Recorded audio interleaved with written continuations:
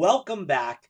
We celebrated our 40th episode and then went on a hiatus. So, when I finally got around to bringing this back, I was thinking we need an all-star to kick this off. What do the kids call it? Clout chasing. So I'm like, whose clout do I have to chase? And immediately I'm like, Nathan Price. Nathan is, if you don't know, if you know, you know. But if you don't, Nathan Price is one of the most dynamic humans that I know, honestly. But definitely one of the most dynamic IO psychology practitioners that I know. You walk into our annual conference, and Nathan is saying hello to everybody. First of all, he's best dressed. I told him I even shaved a little bit for this because otherwise it would look good up next to him. But he is the most dynamic person, talking to every single individual. And first of all, he's engaging with random people he doesn't even know, but also people who have worked with him on every different type of project. That's the other thing about Nathan. He always has his hands in things, always working so consistently with just so many different types of clients and projects. But his main bread and butter is within academia. He spent, what's it been, a decade now in higher ed? I can't even believe it. You know, they say time flies when you're having a good time. I just say time flies. But you know, it's always a joy and a pleasure. I promise you. so, Within a so that we're going to talk about that journey through academia, but that inspired Nathan to found the Academic IO, where he now has a team and he works on a billion different projects that we're going to dive into, but really fascinating stuff. Um, he acts as a coach, a consultant, a trainer. He just does a lot. He's in the midst of all of this. He's also a PhD student researching, correct me if I'm wrong, IO principles, how IO principles are utilized in academic spaces within talent management spaces. Is that right? perfect. I couldn't have said it better. I promise you. Cool. Okay. So, um, we're welcoming Nathan, and but it wouldn't be Water Cooler Wednesday if we didn't launch with 6 and 60. So, in typical fashion, Nathan walked into this thing and had no idea that this segment or whatever you want to call it existed. So we're really putting him on the spot. But Nathan, I'm going to ask you 6 rapid fire questions, and you have 60 seconds, or we as a team, because if I don't get the questions out, that's just gonna Right. make it harder for you. But as a team, we've got 60 seconds for you to answer all 60 together, all Okay. six of them together. Okay, are you ready I have to be. or Okay, not? let's do it. I have to be. Let's do it. I'm ready. All right, so here we go. Nathan, in office or fully remote? Pick one forever. I would have to say fully remote. You know, the amount of time that it takes to get ready. Oh my gosh, it takes a while. And also, I'm a chatty Cathy. And no offense to any Cathys that's watching this, I promise you. Okay, But what's one? You're not done answering. That's the first question. It's not 60 seconds per question. What's one okay, trait every leader should have? coachability. Nice. What's one workplace buzzword that needs to retire? Culture. We'll Culture. dive in. Ooh. Okay. What's one work culture hill you would die on? Let's see. Crap, this one's harder. I would also, well, let's just say talent management and creating effective environments versus like helping people understand where they should be. It's not that easy. I promise you. But I will give you the tips on how to make it easy. Oh Nice. crap. Okay. The good news is that's a good answer. The bad news is that you just failed 6 and 60. But we're going to ask you the final 2 questions anyway. Outside of work, what is one thing that you are most passionate about? It's still coaching and developing. It doesn't have to even be academic leaders, but I also work with a lot of teens as well.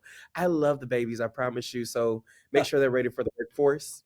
Hey, that's what I'm excited Nice. about. And I know how many grad students I send your way as well.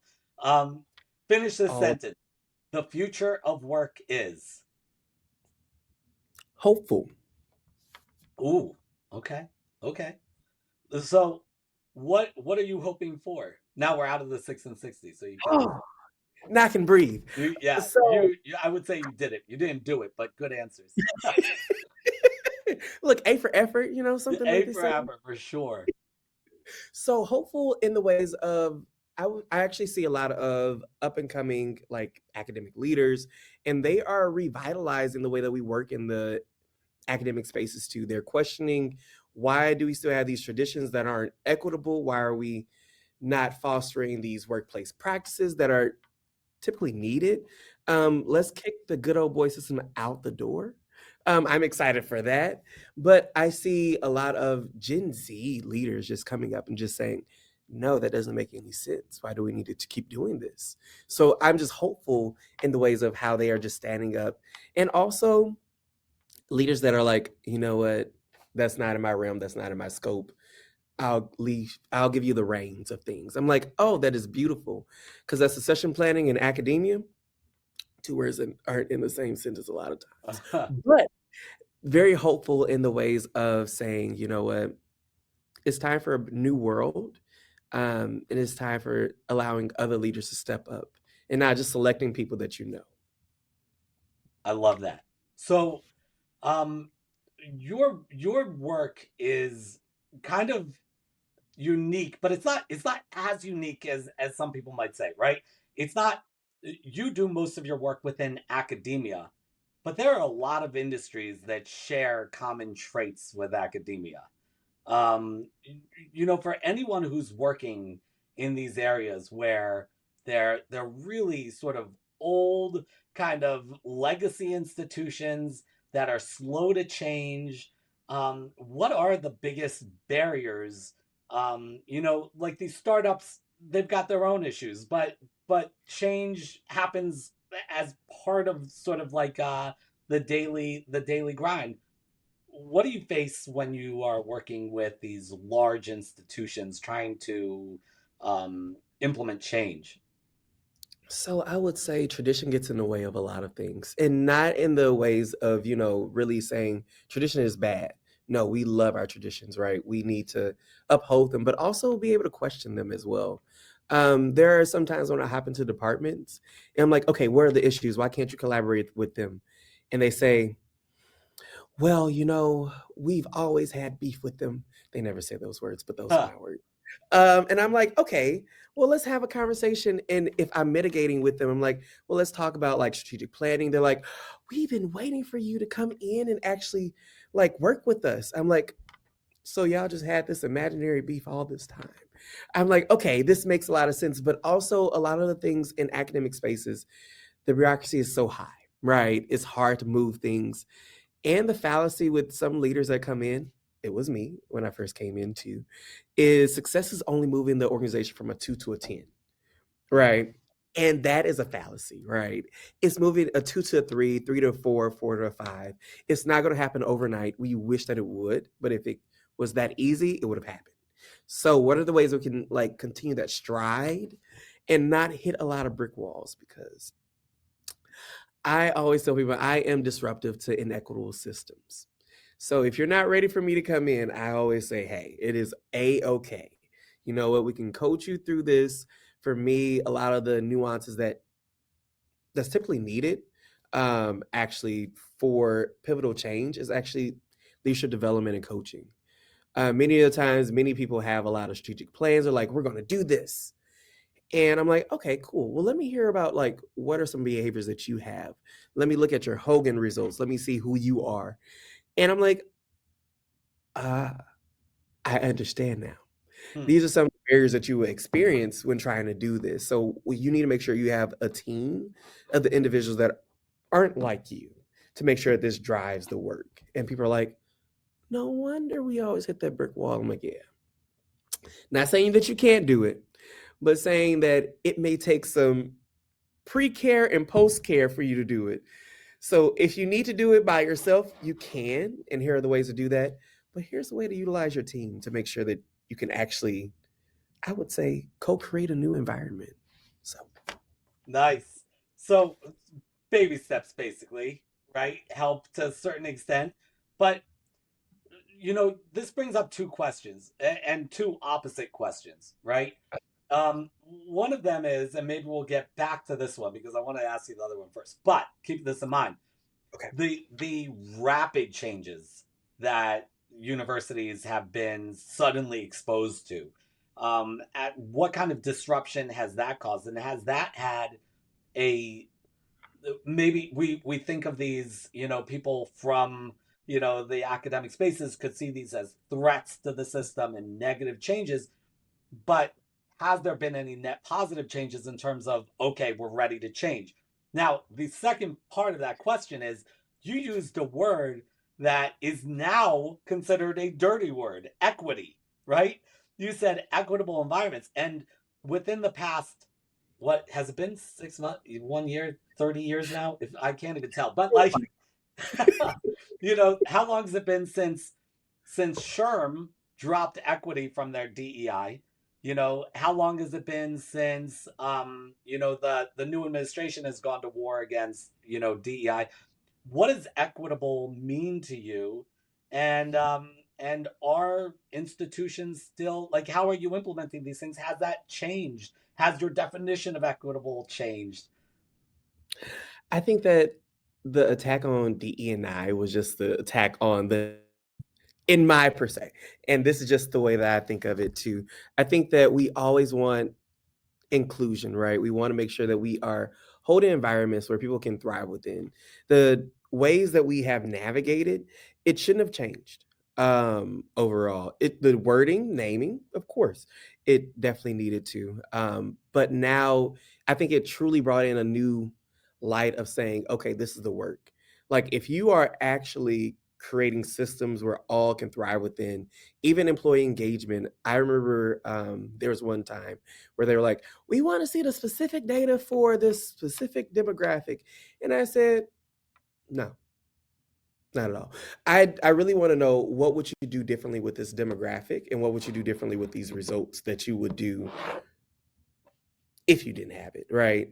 Like employee engagement overall, when you have best practices, it creates an environment where all can thrive within, right? When you are having great selection systems, where you are actually hiring people in the right ways, and not as a dig in saying that you haven't been. Academia, I promise you, it's more of a, we have always been in a state of reaction and being very reactive, right? And the reason for that is because it's so many things that are coming down the line that you have to think about, that you have to work within. And for me, I always try to work with centralized services to make sure that we give everyone the tools to be able to utilize um, and co-create a better world, right? And for equity, I would say it hasn't changed too much for me, because it's still the same work that you have to do. You still have hiring and selection, you still have talent performance management, you still have leadership pipelines you're trying to work within. I think it means like having transparency and also giving pathways in order to make sure that everyone's able to, when they're onboarded, that they're hired with success. They're like, you're thinking of, how can I make sure that this person has all that's needed to make sure that they can thrive within this work environment, right? Even with succession planning, and I know a lot of leaders are like, succession planning, no, I'm not going to have somebody be there for to take my role, right? I'm like, no, that's not the way that it is. If you truly value the people around you, and you truly value the organization, sometimes you don't, sometimes you're jaded, that's a different story for a different day. Yeah. But I always say you want to see them thrive, and there's a lot of institutional knowledge that is lost when somebody's gone. So, what are the ways you can really set up the org to say, okay, hey, you never know, you may find the next opportunity. You may be a CEO right after this role, and you're like, deuces. And if you don't want them to call you afterwards, you have to set them up for success, right? So always be thinking, it's not only thinking about what's needed for that role, but it's also thinking about what's needed for you as an individual to grow as well. Um, and leave the place better than you found it. And that's one principle that I've always kept with myself. I'm like, okay, you know what? no matter what environment I go in, I want to make sure that I am a light and that I am here to be helpful and also grow everyone that's around me too. Many people won't be ready to grow, but those that are, oh, let's get your bags ready. We're about to have a good time. So, That's that's awesome. I love so much of what you just said. One of the things that stood out to me is this idea, like, whether you're here or in your next position or you become a CEO, the relationships are still important, and also bringing the light or whatever it is that's your magic, bringing that to everything. In my research on passion decline, one of my participants specifically talked about how the lesson when they had this fallout with their employer, the lesson was that now they had been burned. It's not that they shouldn't be passionate about their work anymore, but that they shouldn't over identify with the one employer or even the one milieu, the one work environment, that it's like my passion is for the impact that I have. And I think that that's something that you model all the time, because I never know what project you're working on. I remember sending a student to you say, here's what Nathan does, and you partnered with them for their practicum project, and suddenly they're doing work that had nothing to do with academia. Or I'm like, what is happening? But it was really good work, and it made total sense how it fit, even though it wasn't explicitly, mhm. what you do could change, but how you do it kind of doesn't change, or maybe vice versa. Yes, no, I always say go where you're celebrated, not tolerated. That's the reason I try to customize a lot of the practicum projects as well. I'm like, okay, what core competency are you trying to grow within? Like, what do you see as success, right? And I do this for my leaders too. I'm like, okay, before we even start an intervention, what's success? Because you will not have me providing a 6-month intervention and you're like, I don't know what the heck we're doing. I can give you some insight, but I'm like, as an IO psychology practitioner, I may be the prescriber of the intervention of saying what you may need, but also I want you to know, okay, you know what, what's the end goal? Like, what would success look like? If I don't obtain it, what are the things that I can do to make sure that I put in my A game so we can succeed? Many times I hate it when a new role pop up. I promise you, it makes me cringe a little bit. I'm like, okay, like, what are the ways that you're preparing this person? What are the ways you're seeing success? And people are like, well, I just see success of them being on the team. Like, I need a person to do this. I'm like, okay, so you need somebody that has like career maturity, which is a term that I use a lot as well, that's able to like come in and actually envision this and actually make this into something. Because if you bring in somebody that's not ready and they're like, oh, I'm used to being told what to do, I'm like, it's gonna fizzle. It's not gonna be good. And you're like, scrap the role altogether. We don't need it. And it's like, no, you did need that. You had that vision for a reason. But let's flesh it out a little bit. I always say when people are like, IOs, y'all are miracle workers, but y'all take too much time. I'm like, no, no, no. We don't take Yeah. too much time. We really don't. We just make sure that you have all that's needed in the initial phase to make sure that it's successful. Even for hiring and selection. If you're working with me, you have a checklist of things that I need you to do before you even put out that job description, right? And they're like, well, I just want to hire somebody on. I'm like, well, you could, of course, but also thinking about how much it will cost to rehire somebody. And then also thinking about the time that you have to do for training, the time that you have to do for this. Yes, you do give people autonomy to like make the role theirs. And also you need to give them all that's needed so they can thrive within what they're going to be doing too. So many times we just want things and we don't know the full capacity of what it could look like. I'm like, well, let's take out the time, pull up a chair, let's go grab some coffee, and let's work this out together. So, Wow. So I love that you pointed that out, because that's what sets IO apart. That it's all the planning and measurement beforehand, and also the evaluation and measurement afterwards. Um, but when you talk about career maturity, it sounds like you're talking about the person's ability to innovate and sort of be an intrapreneur, right? To sort of like, work from within. And I don't know if you've seen this. I've certainly seen this. those types of individuals thrive in certain environments, but if you put them in with a typical micromanager, like there's no chance. There's no chance. So how important is it to understand not just what the position requires, but what leadership kind of requires, what they're going to be bringing to the table that might, like somebody just might not be able to flourish under their leadership. Now, I always say it starts with self-awareness. With every intervention, that's the reason why we set ourselves apart because we do leadership development as well. We help an individual understand, okay, this is the way that you may navigate in these spaces. And this is the way that you may, derail in these spaces too, extremely stressed and you don't know. So it's more of helping them to the leader understand who they are and also how they can effectively lead this team while also, I think you hit the nail with the hammer on that one because it's pivotal. I don't think that we do enough work in evaluating leaders into like seeing what are the ways that they can improve, what are the ways they can do it. One thing about performance reviews, of course, the leader is being evaluated by their leader, and also they're evaluating their direct reports.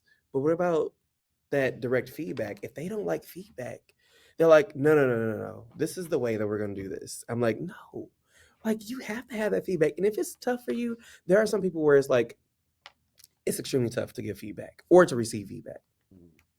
I'm like, I understand. I totally understand. And I'm here for you, but can I give you a different perspective? Because my goal is to say, I know it's hard. You're just going to have to put in some extra time beforehand and after because you cannot negate or not give feedback or receive feedback because then you're not growing in these ways. I'm like, if it's tough,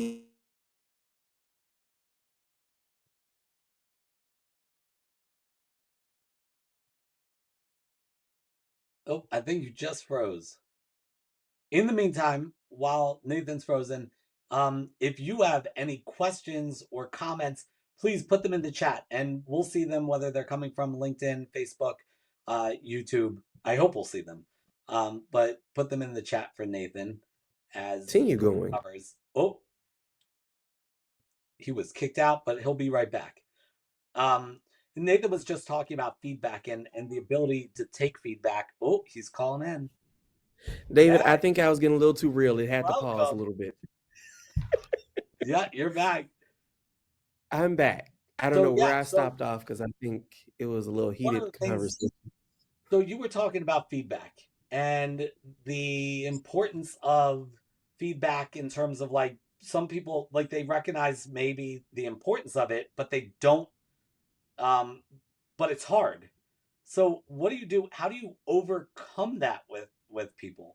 If it's so difficult for them, how do you get them to overcome that resistance? So I always ask someone like, "What is your comfort spot? Like, what makes you most comfortable? Like, what do you do after you do something difficult, right?" I'm like, you have to have that pre-care and that post-care for yourself. I'm like, okay, you know what? The pre-care is probably going through it with me. I'm like, okay, well, what are the things that you're thinking about? What are some of the things that you may be needing as well to convey? And we go through that. We walk through it. I'm like, okay, some things may change, so be ready for that. And then afterwards, I'm like, if you need to go grab you some food from your favorite spot, please go do that. But I'm like, okay, here are the ways that we're going to have this plan for you, just because I know how difficult it is to do this. And also, here are the reasons why it may be difficult, but let's talk about how we can make sure that you are ready. So that coachability is needed for some individuals. They're like, Nate, I'm gonna hate this throughout this whole entire time period. I'm like, I understand, but also you're doing this not only for the org, but you're doing this for this individual so they can know where to grow as well. And when they run through it with me, I'm like, that's a preference, not performance. There's a difference. So we go through it, and they appreciate it after a while, and they're like, wow, thank you. Now I need to do this with my manager and everybody else. I'm like, no, no, no. We're going to teach you how to do this so we don't have these conversations each and every time. So you do role play with them. It's almost like you're training them, you're coaching them through it.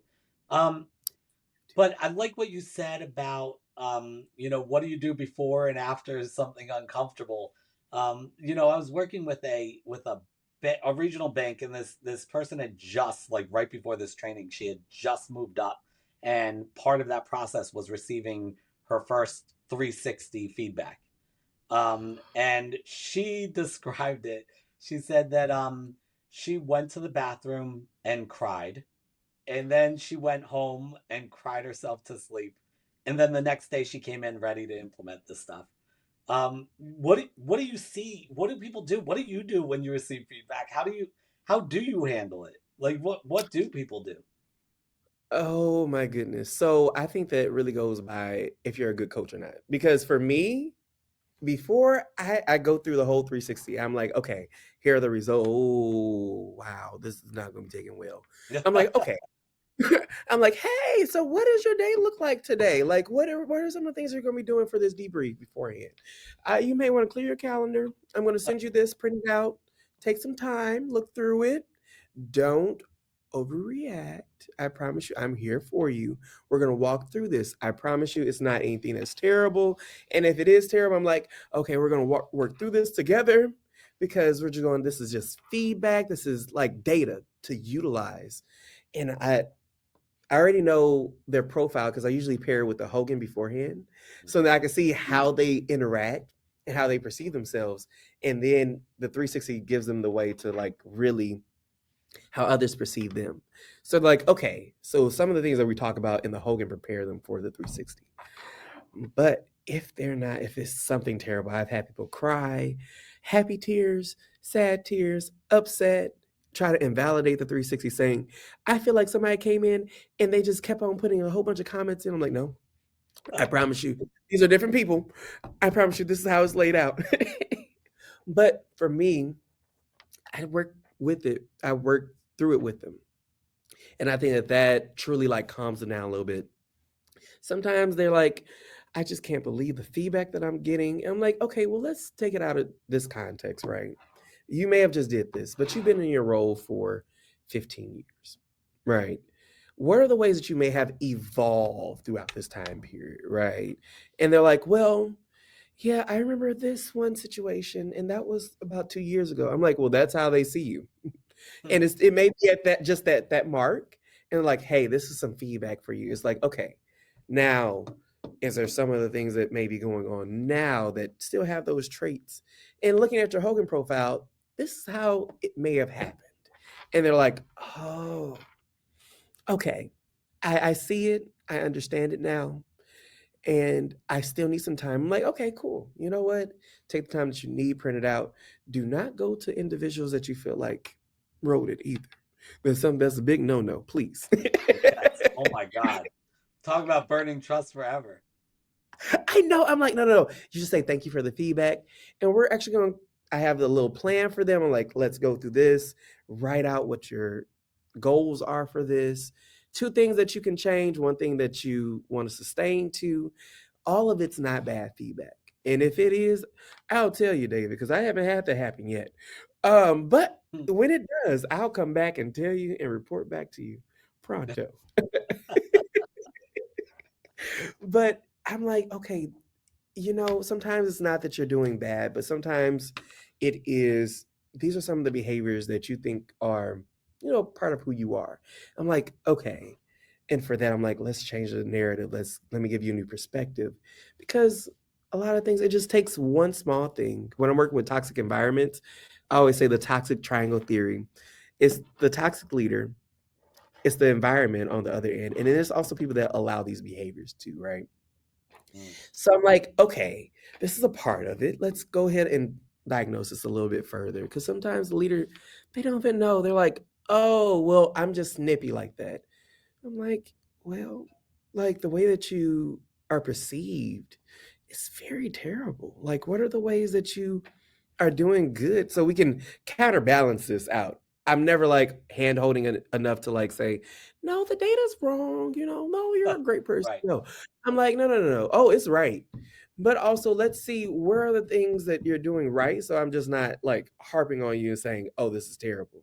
Now, for me, before we get to the 360, I sniff out any performance issues. I promise you. If I get a hint of performance, I'm like, oh, for the leader that's saying, "Oh, they need this." I'm like, "Okay, have you had that conversation since you know about the situation?" They're like, "Well, I'm like, "No, no, no, no, no. You will not use this 360 as a cop out. Here, I want you to have this conversation in a one-on-one conversation with them. Just say, hey, these are some things that I'm hearing, grasp my understanding, and then we can move forward from there. Because no, you know what's going on. You're not naive to it. And you just want to use this as a data point to just saying you're doing bad. I'm like, performance should be a two-way conversation saying, hey, this happened. I may have messed up over here. I'm hardly sorry. What are some things that we can do to work together to build that trust again? Because at the end of the day, they represent you. So, Right. Yeah. hey, You know, I've found that some people's cognitive dissonance is just too much. You know, when you're like they feel personally attacked with feedback. One of the things that I point to is we're not talking about objective reality because we aren't. We're talking about perception, right? And so if you're talking about perception, then okay, you are right, but what can we do to change the perception? Right? So then they're still changing behaviors, but it's not as personal because yeah, they're convinced everybody's an idiot, but I could just change my behaviors and then they'll be on board, right? But if they're changing behaviors, we all win. So, we but you all. were, yeah, Oh, go ahead, David. when I you didn't were mean to cut talking you about this triangle and you said the leader, the environment, and then you said the people who are, what was the last one? The people who are contributing to this behavior. off. Now, who Yeah, are or those people? discuss. Oh, great question. It really depends. For those that hear about, hey, this is happening, those that are like, well, that's nothing to do with me. I'm okay. It's those individuals, some individuals that are like, well, how do I give this feedback? I need to go above their head. It's sometimes those are individuals too, because that will shut a person down and also shut down that trust too. But also when there's an environment where that leader isn't receptive to the feedback too, I always say, okay, well, where is your leader? What's going on with them? What's happening? Because I'm confused in how these behaviors are so in a box that no one knows what's happening. And I always say, yes, leaders in academic spaces, you have a lot to handle, right? Even for like R1 institutions, you have, even for faculty members, right? Service, teaching, and research. Now, what's the percentage? It changes by each person, but it's more of, wow, you are handling a lot. And then saying, okay, you know what? Now you need to have direct reports under you. I'm like, oh my gosh, how don't you burn out? They're like, oh, we're going to keep going. But that's just highlighting. And the more that you elevate, the more responsibility that you have. And I'm like, okay, like who do you go to? Like, how do you make sure that you're not going crazy? And they're like, it's not that bad. I just zone out from time to time. I'm like, what? No, wait, hold up, wait. That's not a characteristic you need to have as a leader. You can't just throw it in the box and just say, burn the box. It's okay. I'll go to the next box. I'm like, no, no, no, no. Let's work through this as well. So I say every leader needs some coaching from time to time. Like everyone needs people where they're safe haven, I would say. And also individuals to question and challenge too. We're in environments where this is interactions, right? You're interacting with everyone. So don't feel like, oh, you know what? I have to be the end all be all. You have to have leaders where you can feel safe with and just saying, hey, this is tough. Like, I need some assistance with this. And without that, I've seen a lot of leaders burn out, a lot of leaders burn bridges. Everything turns to a flame. I'm not even gonna lie to you. And I'm like, okay, for your leader to see this and to like see some of the, I would say some of the interactions and also hear about this and not say anything about it or question or just saying, hey, I'm here as a support. I know that life is hitting you hard. What can I do? What's happening? Um, I think that they're part of that little bucket too. I'm like, well, they are a part of the bucket. But um I would say leadership is not easy. For every leader, I'm like, it's not easy. You are dealing with personalities. You're dealing with traumatic responses. You're dealing with traumas. You're dealing with the work as well. You are middle managers have it the worst, where leadership is pushing down and their reports are pushing up too. I'm like, oh, well, we are here together. What can I do to assist you? And I'm like, it's all about balancing all things you have going on and saying this takes priority, but also I need to over communicate and saying, hey, this is what's happening. And I need to make sure that I'm aligned to those around me and also that I'm taking care of myself too. Because I think some leaders go in and saying, it's all my responsibility to take care of this department. I'm like, no. Psychological safety, co creating environments where all can thrive within, it's everyone's responsibility. Leadership sets the tone, I will say, but also the ways that you interact with one another, it plays a big part in culture. That's the reason why I have Right. that's one of the buzzwords because I'm like, people take culture very lightly. I'm like, no, culture is a subconscious of the organization. Like, it's not something that you're just like, okay, assessment. Here we go. We're doing good.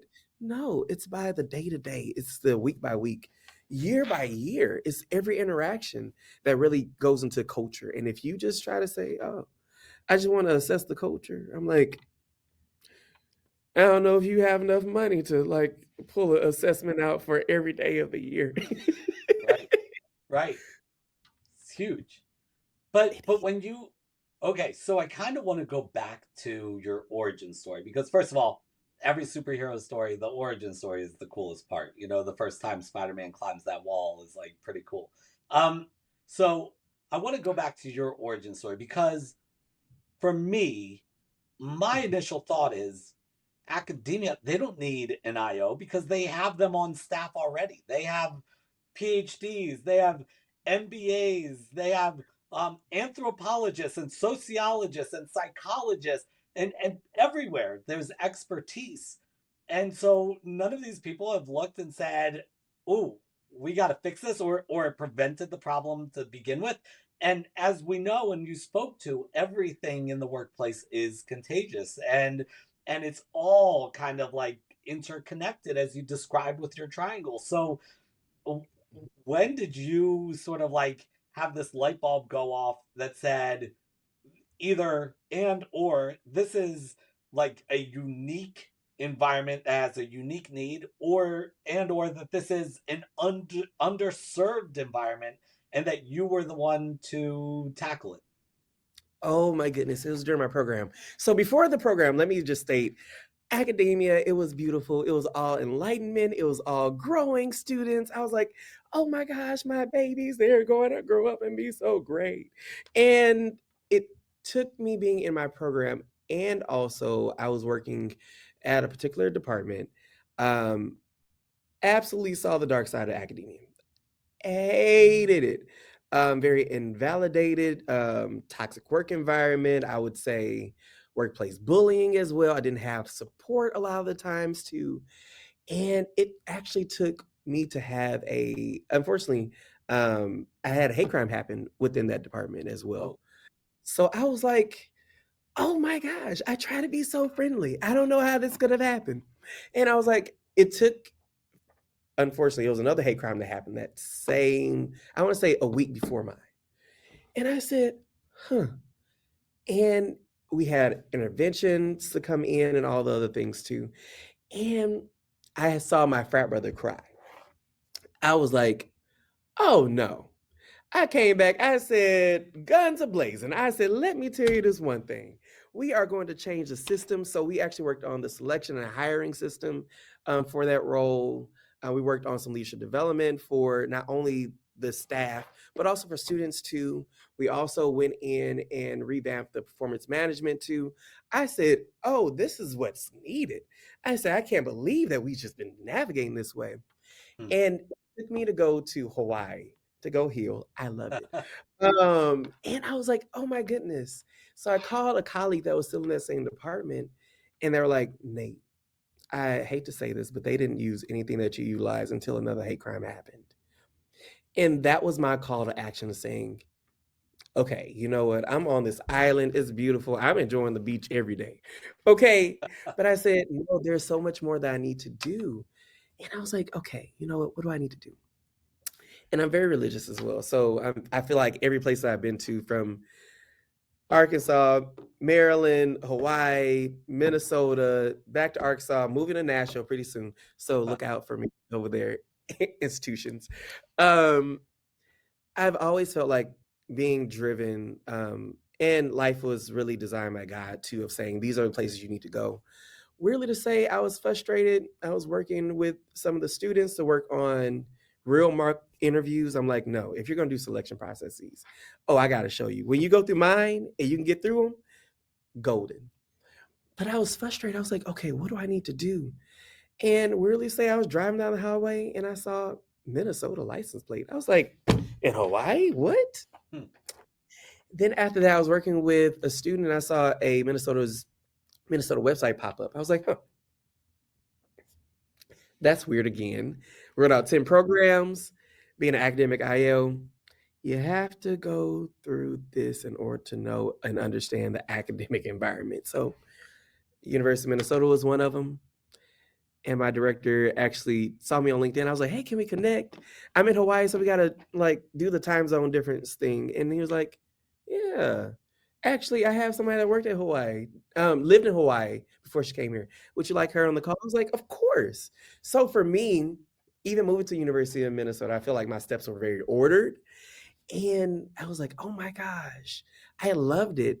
And even then, I still heard nuances of some leaders being let go, some of the things are very unclear. And I was like, wait a minute.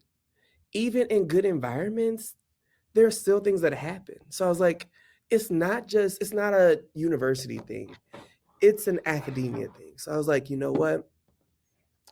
I'm gonna go into every institution, provide an intervention, and have an IO come under me, train them to sustain that work, and then move to another institution. I can do this. Then I realized there was 4,000 institutions, higher ed institutions alone. And I said, well, maybe we need to scale this up a little bit. So then I started creating summits. Then I started to bring together IOs and bring together a platform for IOs to present to academic leaders as well. The issue is, I would say, it's not even a big issue too. It's more of a, we all have our issues and problems that we have to focus on.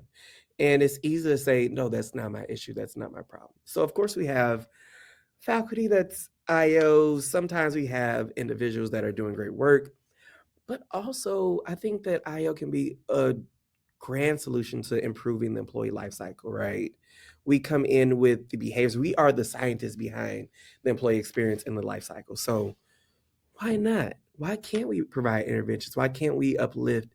Because I think higher ed has always been so reactive and saying these are some things that we need to do. And now it's time to be very strategic in the resources that we have and the time that we have to. There's still the fires that we put out, but if that means more staffing to make sure that you are equipped, I said every department needed an organizational development specialist, right? Because in order to drive this work, you have to understand that department, the nuances between what's happening there, and then also probably relate back to, I would say, the centralized unit saying, hey, we need some additional support. But if you're able to have an OD consultant there, oh my gosh, you have a miracle worker in itself. They can provide these interventions that's needed. But until then, we just, we navigate in the ways that we can. And I'm usually hired on. I'm like, okay, hey, big system. I always start off with working with presidents, VPs.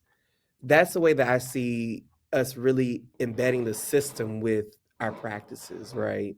Of course, you can come in and work with a department, but until leadership understands, okay, these are things that's needed to make sure that you're able to thrive. Hey, we're going to have these issues. We're going to have some of these things that happen. There's no more time to sweep things under the rug anymore, I would say. Yeah. It's more of these things are impactful. You spend too much time at work to be suffering. And for those that are suffering within their role, I would definitely say go where you're celebrated and not tolerated. There are many institutions, there's many departments that are willing and ready for the work, especially for IOs. So my goal for this next year, it'll be coming out on the website pretty soon. But we're actually starting a training series for IOs and how to work in the academic spaces, whether that's coaching, whether that's consulting, really bringing these nuances that's needed to understand the environment of academia to be able to provide interventions. So for me, I'm like, okay, it's time to step it up. It's 2026. We've been through a heck of a year. Uh, And there's so much more work to do, and for me, I will not stop at anything until there are academia is co-created into an environment where all can thrive within. That's my goal, that's my vision, and it may take one intervention or it may take 100 million. And as long as there's breath in my body, oh, we're still going to make sure that we provide what's needed to co-create this new world. I know we can do it, whether it's one leader at a time or whether it's one cohort at a time. Hey, I'm ready for the challenge. love it, and I love that breaking news. We're definitely I, going to get board. We got to work together on this. That's great. That's a really cool initiative that you're rolling out. A lot of the things that you say seem almost counterintuitive. You know, you talk about academia being too reactive, so you're trying to make it more strategic, which makes total sense. But I think when we think of academia, we think of like it seems like you are slowing down to speed up, like slowing down and go working, backwards to move them forward. And so many of us think of academia as moving too slow generally. You're talking about making academia more inclusive, and there's certainly people who have been accusing academia of not be of being overly inclusive, whatever that means, or whatever, right? So how do you deal with these sort of incongruencies or kind of interesting dynamics? I will say that it's not that academia is bad, right? It's not, no, you're not doing all that you can. I think that it's pretty much if we were to put in place the time and effort that's needed, let's go to selection systems overall. They're like, okay, hire someone in, let's get it done. Okay, we're going to look at resumes, CVs, not even resumes. So we're going to look at these books and we're going to say who we want, right? I think even for that, I always go back. I'm like, hey, for the leaders that are like, okay, I want to hire somebody. I'm like, this won't add in additional time. I promise you. It won't add in additional time if you take the time to lay out the foundation in the beginning, right? Because there are a lot of failed searches. There are a lot of committees that are like, if I do one more interview and this person isn't good, then I'm going to scream. I'm like, well, you know what? That's a reflection of the leader and how they prepared for this, right? It's never, oh my gosh, this we're selecting somebody and this is taking a lot longer than I expected. No, usually the leader's like, oh, let's get this done. Okay, cool. I'm going to focus on these things. I'm like, no, this should be a collaborative effort overall. In order to prepare your, I would say, your selection committee, these are things that you need to do to make sure that they're in place. So, and then they can be able to succeed because if I go to another selection committee and they're like, okay, a 3, somebody said a 5, somebody said a 1, I'm like, okay, let's go back to the rubric. Like, what were the ways that you prepare for this? Well, we just said, okay, if they can read and write, I think they're doing good. I'm like, okay, now let's go beat this up. This rubric should have been created with the leader way beforehand. And that's just one example. And even go into like the iterative processes of giving goals, right, for performance reviews. I'm like, okay, like what are the ways, what are you seeing that's needed for the future? They're like, oh, well, I know that my director just said this is what we need to do. No, no, no, no. This is you're part of the process. And if you're not a part of the being strategic process, then you're part of the process of not being strategic and also utilizing resources and wasting a lot of things, wasting time, effort, and energy. And I'm like, no, you have to be dynamic in these spaces. Like this is you have to own your space, right? And just say, hey, if you don't know, hey, just say I don't know. But there's always individuals there that can actually help and assist. I think there's a fear of failure, which is one of the, I think, SNL I think measures that they used a while ago. And I know it's leveled out throughout the time period, especially after COVID, but there's still that level of fear of failure of saying, hey, this isn't a safe space to practice this. I need to do what I know. And I'm like, no, you need to co-create. Have that autonomy saying, hey, I need to do this. If you don't know, rely on your teammates. I think everyone believes that you have to, hone what you need and just say, this is my project, this is it. I'm like, no. If academia is very bureaucratic as it is, you can ask for help. You may not know. And you may need to just ask one person, like, oh, let me tell you, Sue, best election processes in this world. Can you have her to hop in? Yeah, nope, she can't even hop in. She's too busy. Okay, well, can I get her notes? Yep, here you go. Oh, okay, now I'm able to understand a little bit more. I think we are so decentralized, and that's the way that we've always navigated because we're like, we need to focus on our issues, but we do not have the luxury to just focus on our issues. We need to come together. There should not be any beefs with other institutions. Of course, you're trying to recruit students. But hey, the students will feel at home when they're at an institution where they feel like they can thrive within. So if we stop focusing on, oh, this is my sandbox, this is what I do, and saying, oh, bureaucracy should be collaborative, that's the only way that we can make things thrive.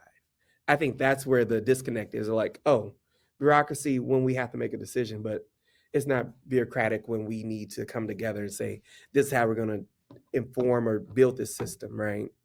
So when we can change that, we're one step further to co-creating. But until then, we may got some work to do. So I think that's a great lead in to a final question, which is at the very top of this thing, right? In the 6 and 60, you said that the future of work is, I think you said, hopeful. Is that what you said?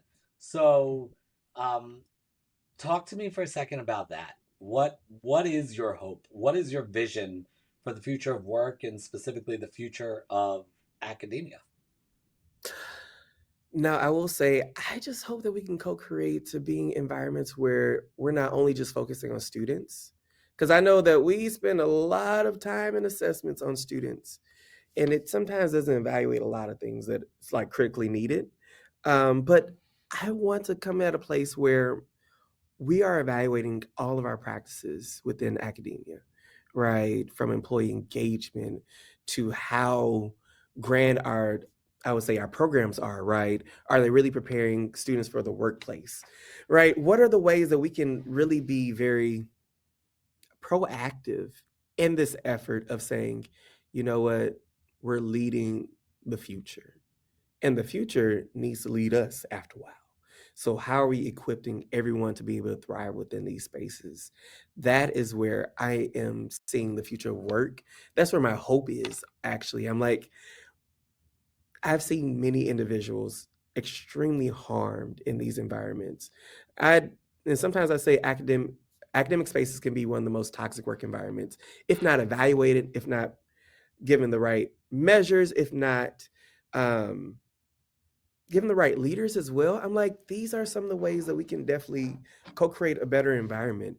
And sometimes if you're a tenure and you're like, I don't care about any of this, step out of the way of being of like allowing other leaders to step up into this. I've seen many models where it's like two managers coming together to really lead one role or one major team. And I'm like, oh, that's pivotal. That's needed. Why is that? Because if one manager goes out and they're sick for like, let's say 30 days, God forbid, who's going to lead? They're like, oh my gosh, I can't do this. I want to call them up right now. How do we do this? Hmm. But they're not as proactive as they need to be. So when we can start putting these measures and also understand the employee life cycle and how important it is, heck, that's where my hope is going. And I'm like, I will stop at nothing in order to make that a reality. But it takes a collective too. That's the reason why we're going to be training IOs as well into working into these spaces as well, because I'm only one person and I can only do as much as I can.